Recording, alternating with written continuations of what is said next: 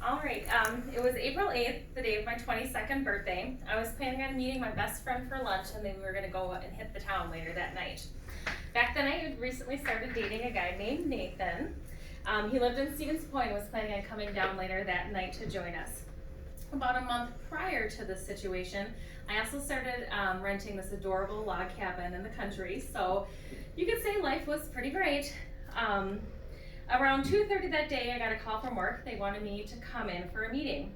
In the meeting, I was told I was being let go. They claimed I was a no-call, no-show for work the week prior.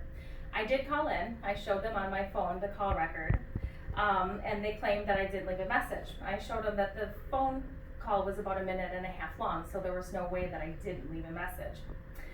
Well, it didn't matter. They had their mind made up, and they were going to be letting me go. As I walked to the parking lot, everything just seemed completely blurry.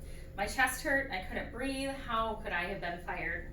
I was angry and embarrassed. What were people going to think? Just then I thought life couldn't get any better. It quickly took a turn for the worst. So as I continue this tale of self-pity and doubt, you will learn that you can't always control what happens to you, but you can always control your own happiness. Luckily, I was really smart with my last check. I paid up to 6 months ahead on my rents, and my rents included electricity and heat and everything I need, so I knew I had a roof over my head until then. A few days later, I was on my way to the job interview. On my way there, I had a deer jump out in front of me. They don't call me Becky the Deer Slayer because I'm a good hunter. My car was totaled. No big deal. I thought, that's what insurance is for. After the insurance covered what I had left on my loan, it left me with only $500 to find a new car. I called the place that I was supposed to go for an interview, and they thought I was telling them a story and didn't want to reschedule my interview, so now I was jobless and carless. A few days later, my parents picked me up and they wanted to take me grocery shopping and then to their house for dinner. I figured they wanted to give me a lesson on, my life plans for the future. I was willing to put up with that kind of a lecture for a free meal and groceries. Well, as I got to their house and we started eating, they decided to tell me that they were going to be moving to Montana. My dad had wanted to move back out west, and he got a job offer he couldn't refuse. My reaction was very selfish. What about me?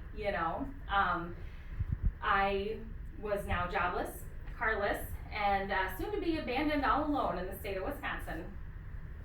I had no next move. I spent weeks at my apartment wallowing in self-pity. I spent my days working on my tan and drinking Mike's Hard Lemonade.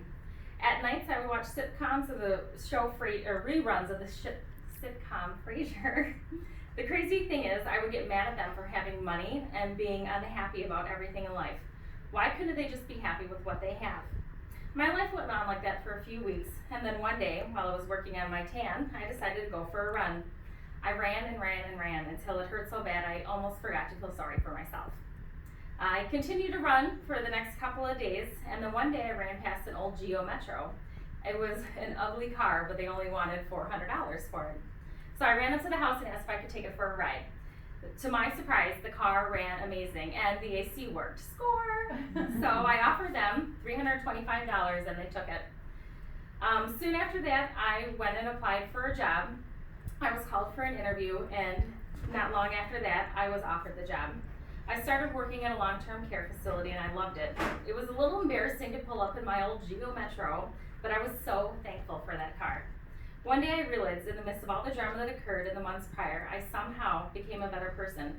I appreciated things that I once took for granted, and I learned to be happy with what I had, instead of constantly wanting for things that didn't matter.